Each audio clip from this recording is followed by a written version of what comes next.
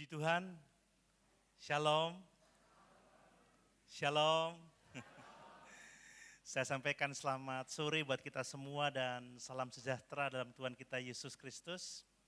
Sungguh bersyukur kalau sore ini kita boleh bersama-sama berkumpul oleh pertolongan Tuhan untuk kita beribadah kepada Tuhan Yesus Sang Putra Natal, Sang Immanuel yang telah lahir 2000 tahun yang lalu untuk menyelamatkan jiwa kita dan untuk menyertai kita.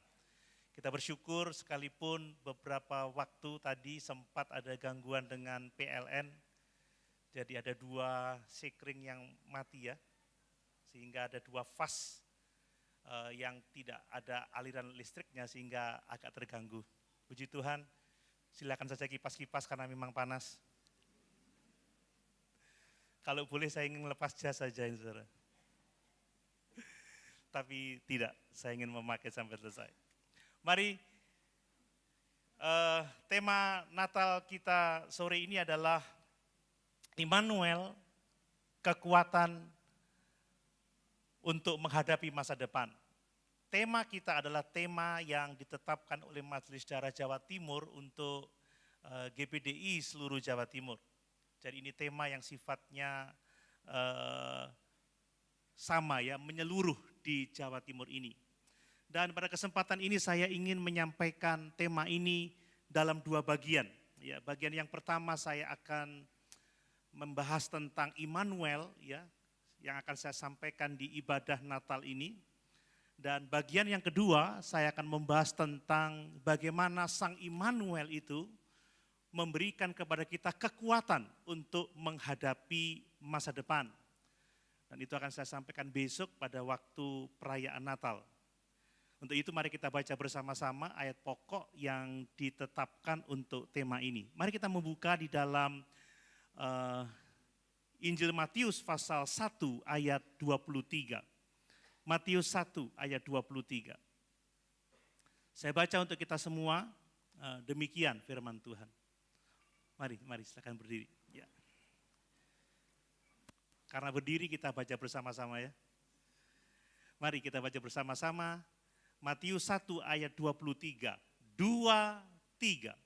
Sesungguhnya anak darah itu akan mengandung dan melahirkan seorang anak laki-laki dan mereka akan menamakan dia Immanuel yang berarti Allah menyertai kita. Haleluya, puji Tuhan. Bapak Ibu yang dikasihi oleh Tuhan, Natal itu adalah jawaban Allah atas kegelisahan hati manusia. Gelisah soal apa? Bapak Ibu, ada satu kegelisahan yang cukup banyak dialami oleh orang percaya. Gelisah ya, memikirkan tentang kehadiran Allah dalam kehidupannya. Gelisah ketika memikirkan soal penyertaan Allah dalam hidupnya. Bapak Ibu, ada banyak orang percaya yang bertanya, apakah Allah itu sungguh-sungguh hadir dalam kehidupan saya? Apakah Allah sungguh-sungguh menyertai saya? Apakah Bapak Ibu Saudara pernah bertanya seperti itu? Ada kegelisahan, apakah benar Allah itu hadir dalam hidup saya, dalam rumah tangga saya, dalam pekerjaan saya, dalam pelayanan saya, dalam gereja saya. Mungkin ada yang bertanya malam hari ini, apakah benar Sang Immanuel itu hadir di tengah-tengah ibadah kita? Nah, pertanyaan yang seperti itu seringkali muncul saat orang percaya itu berada dalam pergumulan yang berat. Bapak Ibu, ada banyak orang percaya yang mengalami sakit yang berkepanjangan, tidak selesai-selesai. Sudah berobat ke sana ke sini, sudah berusaha ikut ibadah penyembuhan di sana di sini, tetapi juga tidak mengalami pemulihan. Kadang timbul keraguan di dalam hatinya, apakah benar Allah itu menyertai saya? Apakah benar Allah itu hadir dalam kehidupan saya? Kalau memang ya, kenapa saya masih sakit sampai hari ini? Ada juga orang yang mengalami masalah keluarga. Konflik berkepanjangan, tidak selesai-selesai. hubungan suami istri retak, hubungan orang tua anak retak, segala upaya sudah diusahakan, ya berdoa, ya counseling, ya melalui mungkin bimbingan-bimbingan yang lain di luar gereja, melalui konselor-konselor, tetapi tidak juga ada solusi dalam keluarga. Ada pertanyaan dalam hati, benarkah Allah hadir dalam kehidupan rumah tangga saya? Kalau iya, kenapa? Kenapa masalah ini tidak juga selesai-selesai? Ada banyak masalah yang kita hadapi yang sering kali membuat kita bimbang. Benarkah Allah itu hadir dalam kehidupan kita? Mungkin ada di antara kita malam hari ini yang pernah berpikir seperti itu. Kalau Allah hadir, kenapa ya masalahku tidak juga selesai? Kenapa ya dengan rumah tanggaku? Kenapa pelayananku kok seperti ini? Kenapa sepertinya doa-doaku tidak didengar oleh Tuhan? Dan itu menimbulkan keraguan di dalam hati. Tetapi puji Tuhan, Bapak Ibu dikasih oleh Tuhan, Natal menjawab pertanyaan itu dengan sangat jelas dan tegas. Allah tidak menjawabnya dengan teori, Allah tidak menjawabnya dengan filsafat, tetapi Allah menjawab pertanyaan manusia itu. Allah menjawab kegelisahan hati manusia yang berpikir-pikir, yang meragukan tentang kehadirannya dengan jawaban yang sangat luar biasa, yaitu dengan kehadirannya sendiri. Amin. Dengan kehadirannya sendiri. Firman Tuhan sudah kita baca tadi, mereka akan menamakan dia Immanuel, yang berarti Allah menyertai kita. Bapak Ibu dikasih oleh Tuhan, ini jawaban Allah. Allah langsung hadir, Allah datang, Allah tinggal di antara manusia. Jadi nama Immanuel itu bukan sekedar simbol rohani, bukan. Nama Immanuel adalah pernyataan teologis yang sangat-sangat luhur. Bahwa Allah itu tidak jauh dari umatnya. Amin. Allah tidak menjauh dari kita. Bahwa Allah itu datang dan tinggal bersama-sama dengan umatnya. Bersama-sama dengan saudara dan saya. Itu sebabnya sore hari ini jangan ada yang bimbang. Sekalipun listrik sempat mati dan kita kepanasan, Allah ada di tengah-tengah kita. Amin. Allah bersama-sama dengan kita. Jadi Immanuel bukan sekedar simbol, tetapi ini realita yang terjadi dalam kehidupan kita orang percaya. Inilah inti Natal Bapak Ibu ya. Inilah dasar dari iman Kristen.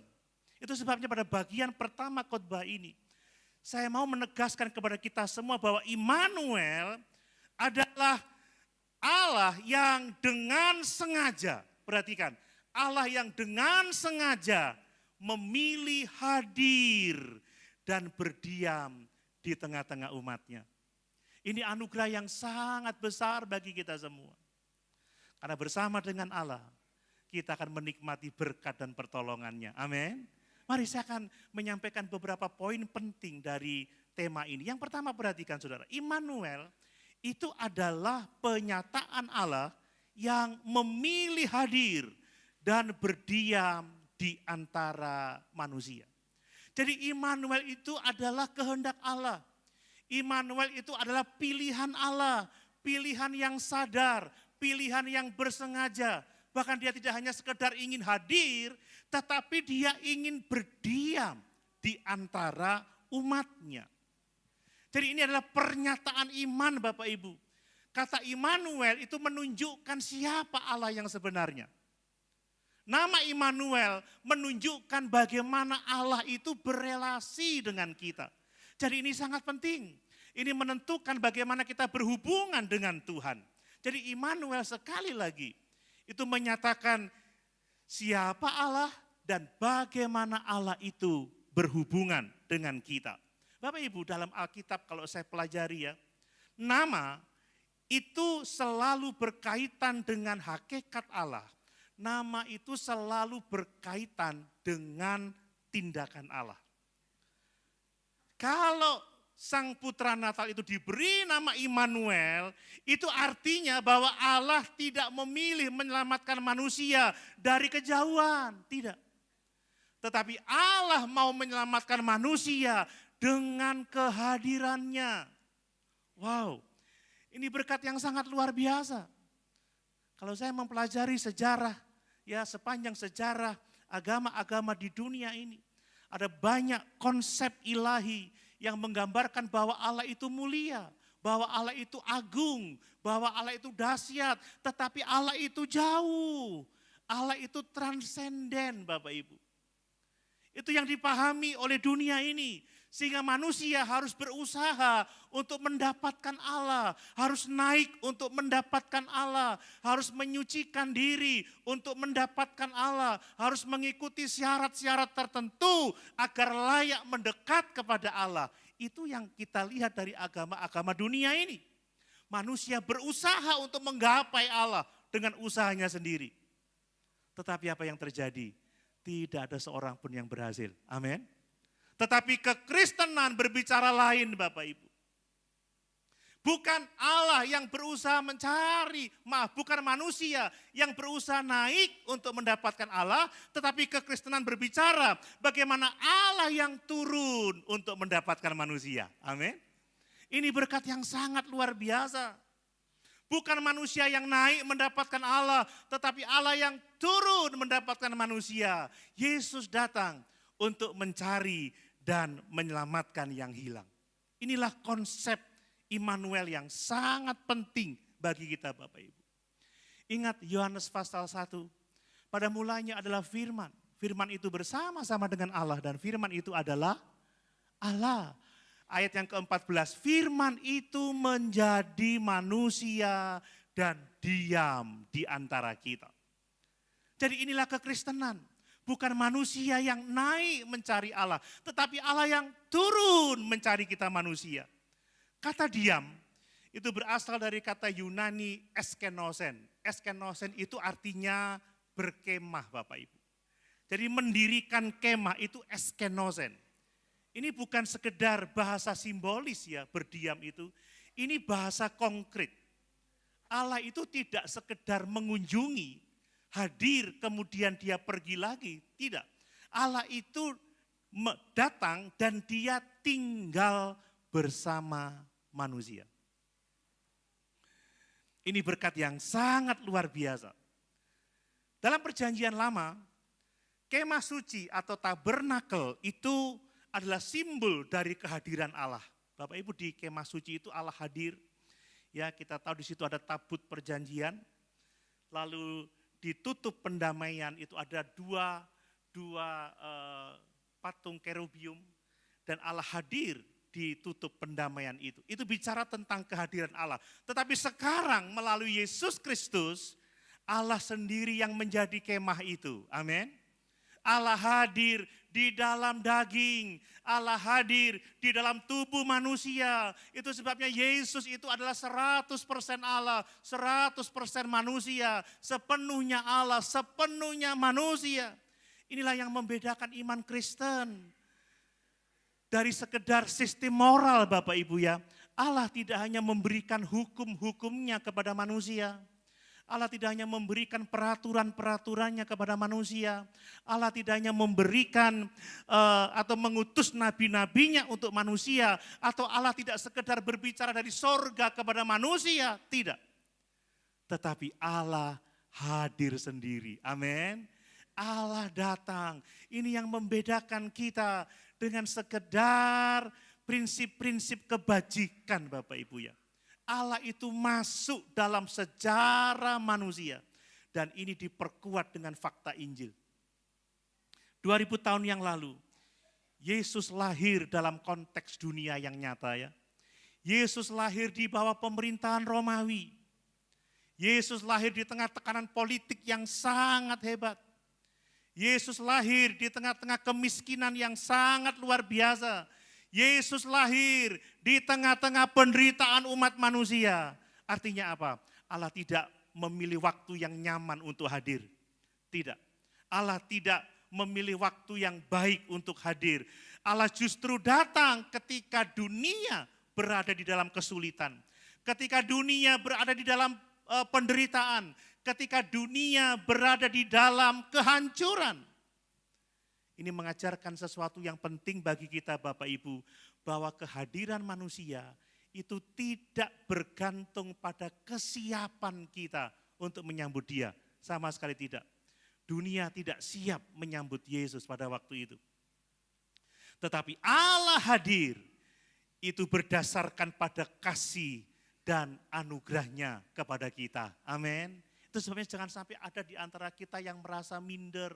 Oh, aku tidak layak, aku tidak pantas untuk Tuhan. Ingat, Tuhan datang di dunia yang tidak pantas, dunia yang tidak layak, dunia yang bermusuhan dengan dirinya, dunia yang memberontak, dunia yang berdosa. Tetapi di tengah-tengah dunia yang seperti itulah Dia hadir.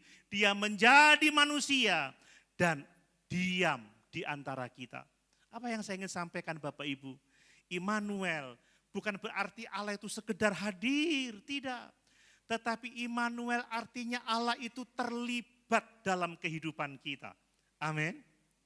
Dia terlibat dalam kehidupan kita. Ingat kata Paulus, Allah turut bekerja di dalam segala perkara untuk mendatangkan kebaikan bagi kita. Allah itu masuk di dalam realitas manusia. Allah yang berjalan bersama-sama dengan umatnya. Allah yang tinggal bersama-sama dengan umatnya. Bukan Allah yang mengamat-amati dari jauh. Bukan.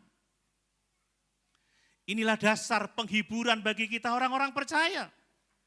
Jika Allah mau hadir, menjadi manusia, dan diam di antara kita. Saya mau mengatakan, tidak ada situasi terburuk sekalipun yang Tuhan tidak mau hadir dalam kehidupan kita.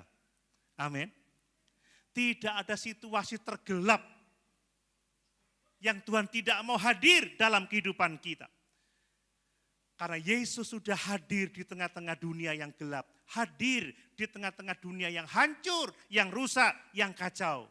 Dia berkenan hadir dalam kehidupan siapa saja yang membutuhkan pertolongannya. Amin. Yang membutuhkan berkat, yang membutuhkan pemulihan. Saudara mungkin bergumul dengan masalah-masalah yang berat, masalah-masalah yang hebat, masalah pribadi, rumah tangga, pekerjaan, pelayanan. Sebagaimana Allah telah turun menjadi manusia, diam di antara kita, Dia mau datang dan mau menyertai kita. Amin. Dia mau memberkati kita. Inilah iman Kristen Bapak Ibu ya. Allah yang kita sembah adalah Allah yang memilih untuk hadir dan diam bersama-sama dengan kita. Pertanyaannya adalah apakah kita menyadari kehadirannya? Apakah kita menikmati hadiratnya? Bapak Ibu, malam hari ini kita berkumpul. Mari kita berkumpul dengan kesadaran bahwa Dia ada bersama-sama dengan kita. Bahwa Dia siap memberkati kita, bahwa Dia siap menolong kita, dan bahwa Dia layak menerima segala pujian, hormat, penyembahan kita yang terbaik. Hal yang kedua Bapak Ibu, Immanuel itu hadir dalam keterbatasan, bukan dalam kemegahan manusia. Wow, ini realitas yang sangat mengejutkan. Banyak orang yang salah menilai bagaimana cara Allah akan datang ke dunia ini. Mereka berpikir Allah datang dengan kemegahan manusia, datang sebagai raja dunia, datang sebagai pemimpin politik, datang sebagai panglima perang dan yang lain sebagainya. Tetapi kenyataannya Yesus tidak datang sebagai raja. Dia tidak datang sebagai pemimpin militer, tidak. Dia tidak datang sebagai figur religius yang dihormati, yang dielu-elukan. Tidak. Tetapi Dia datang dalam kerendahan, dalam kesederhanaan. Dia datang sebagai bayi yang tidak berdaya. Yang harus diasuh oleh Yusuf dan Maria ibunya. Dia datang di tempat yang paling sederhana. Dia lahir di sebuah kandang, dibaringkan di palungan dengan kain lampin. Dia hadir di keluarga yang sederhana, secara sosial, tidak memiliki status yang istimewa. Bapak Ibu, ini bukan kebetulan. Ini adalah pilihan Allah. Amin. Perhatikan, Allah memilih hadir di tengah-tengah kesederhanaan. Injil menunjukkan bahwa sejak mulanya Bapak Ibu, kehadiran Allah melalui Kristus selalu ditandai dengan keterbatasan, ditandai dengan kerendahan. Ini yang tidak boleh kita lupakan. Ya, sekali lagi saya mau ingatkan, dia tidak lahir di istana, tetapi dia lahir di palungan. Dia tidak disambut oleh tokoh-tokoh agama, oleh ahli Taurat, oleh orang Farisi atau para imam, tidak. Tetapi dia disambut oleh para gembala yang sangat sederhana. Dia tidak bertumbuh di pusat kekuasaan di Yerusalem, tidak. Dia bertumbuh di Nazaret. Beberapa waktu lamanya dia dibawa ke Mesir dan kembali ke Nazaret lagi, saudara. Dia dibesarkan di kota kecil yang dipandang rendah oleh manusia. Ini menyampaikan satu pesan yang sangat penting bagi kita semua, bahwa Allah tidak menunggu manusia dalam kondisi ideal untuk menyambut kedatangannya. Justru dia datang pada kondisi-kondisi yang sukar. Amin. Ketika manusia lemah, Allah berkenan hadir. Ketika manusia tak berdaya, Allah berkenan hadir. Ketika manusia tidak memiliki apa-apa, Allah itu berkenan hadir. Inilah yang dikatakan oleh Rasul Paulus. Kuasa Tuhan itu justru sempurna di dalam kelemahan kita. Amin Bapak Ibu. Coba kita baca 2 Korintus 12 ayat 9. 2 Korintus 12 ayat 9. 2 Korintus 12 ayat 9. Tetapi jawab Tuhan kepadaku, cukuplah kasih karuniaku bagimu, sebab justru dalam kelemahanlah kuasaku menjadi sempurna. Bapak Ibu ingin mengalami kuasa Tuhan lebih sempurna? Dalam kelemahan, saat-saat dalam pergumulan, saat-saat duka cita, saat-saat krisis, ketahuilah sesungguhnya Allah bersama-sama dengan kita. Kuasanya bekerja di tengah-tengah kita. Kuasanya sempurna menolong kita. Amin.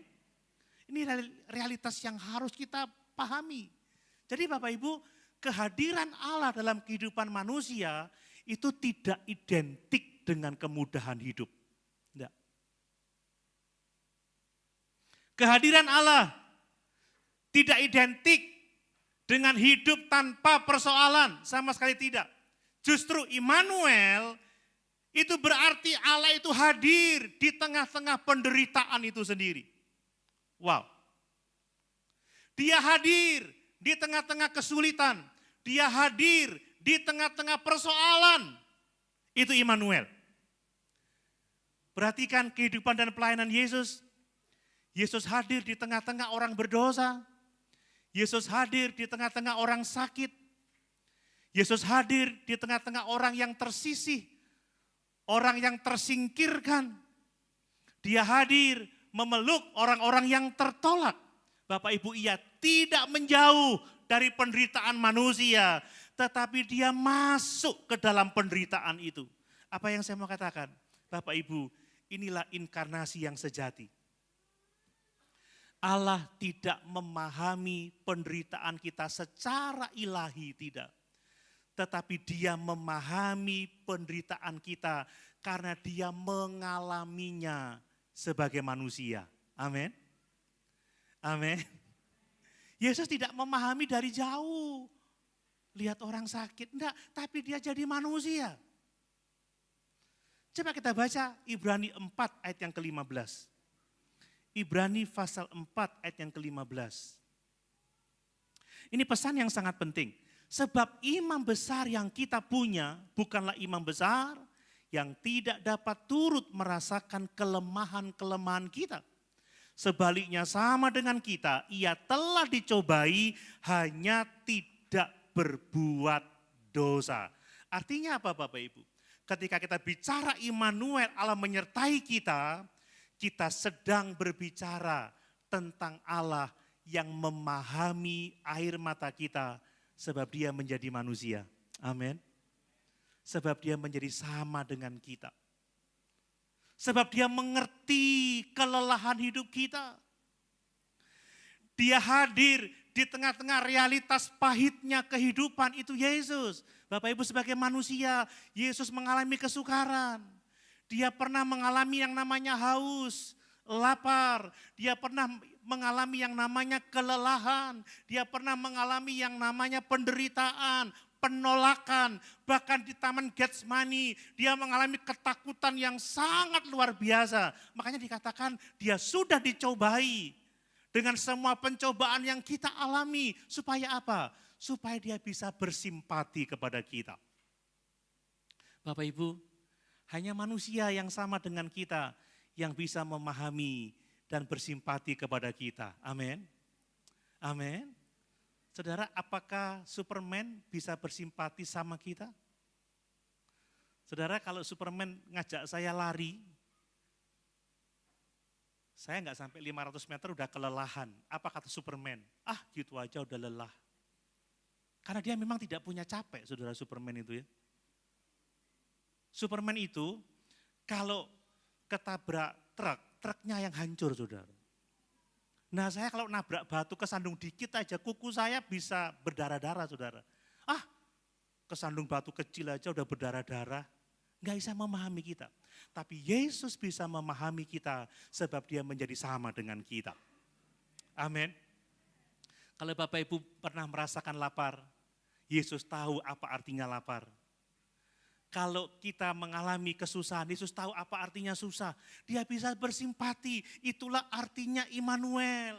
Inilah yang membedakan iman Kristen dengan sekedar optimisme rohani, saudara. Apa gunanya optimis tanpa Tuhan? Kalau kita memiliki Tuhan yang bersimpati dan siap menolong kita. Amin. Ada banyak orang optimis tanpa Tuhan, tapi kita tidak optimis tanpa Tuhan. Kita punya Tuhan yang menyertai kita, makanya kita punya pengharapan. Amin. Kita punya kekuatan. Kita punya pertolongan. Jadi Allah justru hadir di tengah-tengah keterbatasan itu, supaya dia bisa bersimpati dengan kita. Makanya Natal itu sebenarnya bukan merayakan kemegahan manusia, sama sekali bukan. Bukan merayakan kehebatan manusia, tetapi Natal itu merayakan kerendahan hati Allah. Kerendahan hati Yesus, yang walaupun dalam rupa Allah, yang walaupun setara dengan Allah, tetapi rela mengosongkan dirinya menjadi manusia, mengambil rupa hamba, taat sampai mati di atas kayu salib. Itu yang kita rayakan malam hari ini. Amin. Yesus datang di tengah-tengah keterbatasan. Bukan kemegahan manusia. Supaya apa? Supaya dia bisa bersimpati terhadap kelemahan-kelemahan kita. Makanya saudara, kita tidak hanya optimis, tapi kita punya Allah yang mengerti. Kita punya Allah yang peduli. Kita punya Allah yang hadir di tengah-tengah keterbatasan kita. Di tengah-tengah penderitaan kita. Amin. Yang selanjutnya Bapak Ibu, Immanuel itu menyatakan karakter Allah yang setia. Bapak Ibu, Allah itu setia. Amin. Allah itu tidak pernah mengingkari janjinya.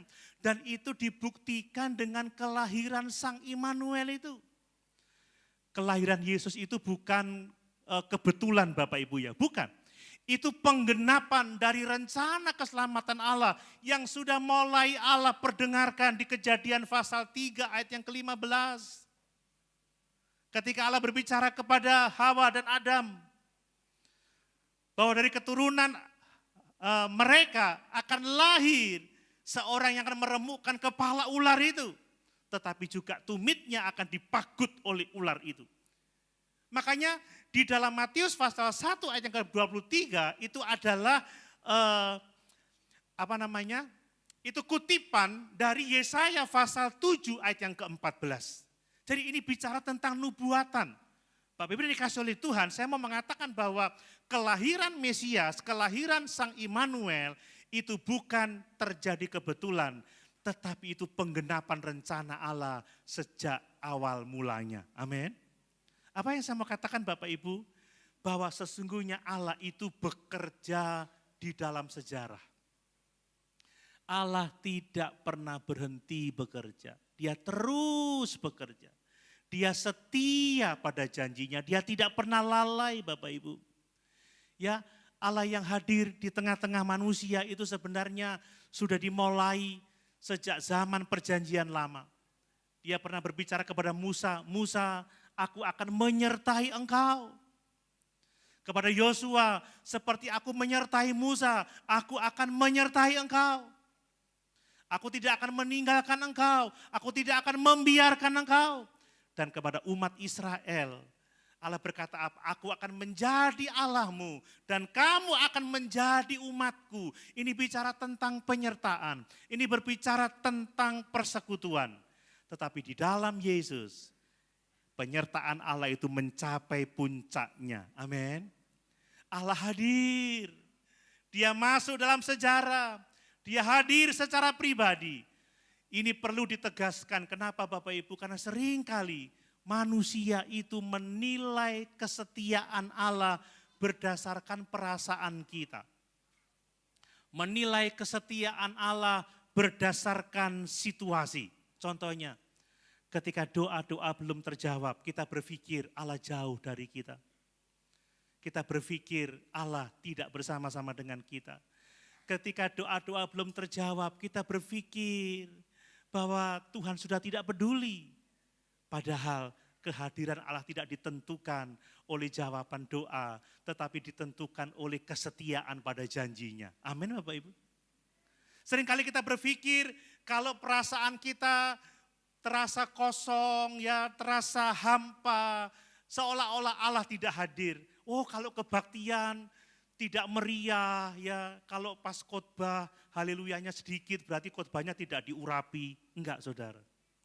Saya percaya Allah tetap hadir dan Allah bekerja dengan kuasanya. Amin. Sekalipun saudara enggak amin, Allah tetap bekerja saudara. Mungkin pemain musik tadi merasa, duh cek panas ya, di mana Allah ya kok tidak membuat dingin. Coba langsung hujan tambah sorol hujan. Tapi percayalah di tengah-tengah perasaan yang mungkin tidak nyaman, merasa tidak dihargai, merasa kurang berhasil, sesungguhnya Allah ada di situ saudara. Allah itu selalu ada bersama-sama dengan kita. Tidak tergantung situasi, tidak tergantung perasaan. Contoh ada orang masuk ke satu gereja, wih aku masuk gereja langsung rasa hadiratnya gitu. Wow rasanya merinding, berarti Allah ada. Ketika minggu yang berikutnya, duh kok kok rasanya kok sepo ya. Oh berarti Allah tidak ada. Tidak seperti itu Bapak Ibu. Allah itu setia dalam suka, dalam duka, dalam penderitaan, dalam keadaan apapun juga. Allah itu Immanuel, Allah itu menyertai kita. Allah justru lebih dekat dengan orang-orang yang patah hati. Allah dekat dengan orang-orang yang hancur jiwanya. Mungkin perasaan kita hambar, mungkin kita sudah mulai tidak setia, tidak merasakan perasaan agamawi itu. Tetapi perhatikan, sekalipun kita tidak setia, Allah itu setia. Coba kita baca 2 Timotius 2 ayat 13. 2 Timotius 2 ayat 13.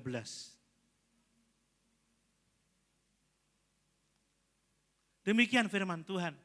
Jika kita tidak setia, dia tetap setia. Karena dia tidak dapat menyangkal dirinya. Bapak Ibu, jangan mengukur kehadiran Allah, penyertaan Tuhan berdasarkan perasaan, berdasarkan emosi, berdasarkan situasi, kondisi.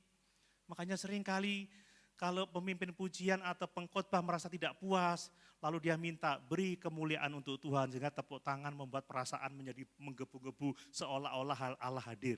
Tanpa tepuk tangan pun sore ini Allah ada bersama-sama dengan kita. Amin. Sekalipun perasaan saya khotbahku enggak berhasil, khotbahku enggak memukau, khotbahku enggak menyentuh hati, saya percaya Allah tetap bekerja. Mungkin musiknya kurang berhasil, tidak bisa membawa jemaat loncat-loncat, tapi percayalah Allah tetap bekerja. Bahkan yang cuek, bebek pun sedang Allah kerjakan hidupnya untuk menjadi kemuliaannya. Amin. Ini Immanuel Bapak Ibu. Bahkan kita tidak setia pun Allah itu setia. Ya, Allah itu tidak datang dan pergi seperti Kos Plus lagunya itu. Kau datang dan pergi sesuka hatimu. Oh. Kejamnya di kau, teganya di kau. Saudara, Allah tidak seperti itu. Allah tidak datang dan pergi. Dia tidak hadir lalu meninggalkan kita. Tidak. Dia hadir dan dia menyertai kita dalam keadaan apapun juga. Amin. Dalam perasaan apapun juga. Allah itu setia. Ia tetap tinggal bersama-sama dengan umatnya. Meskipun umatnya tidak setia. Allah itu setia. Ini yang harus kita pahami. Bahkan Yesus berkata setelah menyampaikan amanat agungnya, aku akan menyertai kamu sampai kepada akhir zaman. Jadi Immanuel bukan hanya realitas Natal saudara, tetapi jaminan hidup orang percaya sepanjang zaman. Sejak kita percaya Yesus, dia sekali-kali tidak pernah meninggalkan kita. Dia sekali-kali tidak pernah membiarkan kita. Allah yang hadir di Bethlehem adalah Allah yang hadir menyertai kita hari ini. Allah yang hadir menyertai kita di masa depan kita nanti. Allah yang setia yang dinyatakan dalam Kristus Yesus Sang Immanuel. Dan yang terakhir Bapak Ibu ya, Immanuel adalah dasar iman kita yang sejati. Immanuel dasar iman Kristen yang sejati. Bapak Ibu, tanpa kehadiran Yesus, kekristenan kehilangan jantungnya. Artinya mati saudara. Apa artinya kekristenan tanpa Yesus? Kita binasa. Karena juru selamat itu adalah Yesus. Amin. Dialah jalan, kebenaran dan hidup. Tidak ada seorang pun yang sampai kepada Bapa kalau tidak melalui Yesus. Kekristenan tanpa kehadiran Sang Immanuel hanya menjadi sistem moral tanpa Tuhan. Kumpulan nilai-nilai etika tanpa Tuhan. Tradisi keagamaan tanpa Tuhan. Banyak agama, banyak filsafat. Mengajarkan manusia untuk hidup baik, untuk berbuat benar, untuk menguasai diri, tapi tanpa Tuhan semuanya sia-sia. Itulah kekristenan.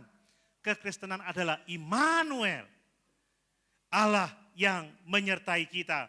Allah hidup dan Allah hadir di tengah-tengah umatnya. Inilah perbedaannya Bapak Ibu ya. Iman Kristen bukan pertama-tama tentang apa yang manusia lakukan bagi Allah, tetapi tentang apa yang Allah lakukan bagi manusia. Amin. Ini yang harus kita pahami.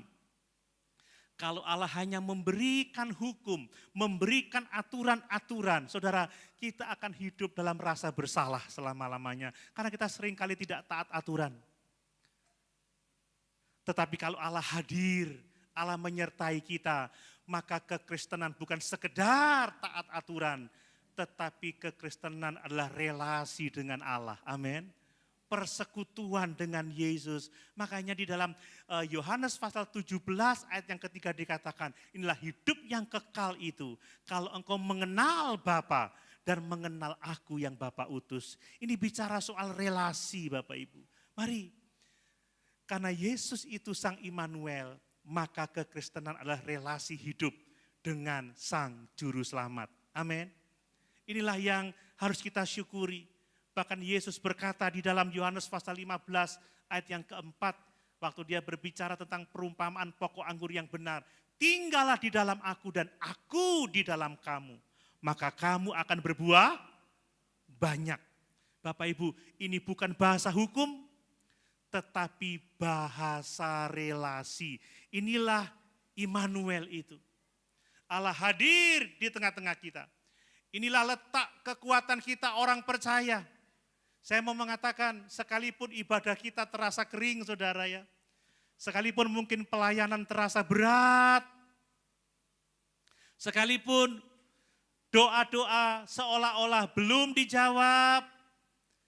iman kita tidak akan runtuh. Sebab di tengah-tengah kondisi yang seperti itu, Allah ada bersama-sama dengan kita. Amin. Allah menyertai kita. Makanya jangan saudara mendasarkan iman pada perasaan, pada situasi, pada lingkungan, pada kemeriahan, pada kemegahan manusia. Tapi dasarkan imanmu pada kehadiran Allah yang tidak pernah berubah. Allah yang setia menyertai kita sampai kepada akhir zaman. Amin. Mari Bapak Ibu, kita memeluk Sang Immanuel itu. Amin. Kita membangun persekutuan dengan Sang Immanuel itu. Kekristenan tanpa Sang Immanuel tidak ada artinya, tidak ada kuasanya. Dan kekristenan yang sejati, apapun kondisinya, apapun situasinya, kita tidak pernah kehilangan pertolongan, tidak pernah kehilangan pengharapan, tidak pernah kehilangan kekuatan. Sebab di tengah-tengah situasi tersulit sekalipun, terburuk sekalipun, Allah itu setia dan Allah ada bersama-sama dengan kita. Amin. Mari sama-sama kita berdiri.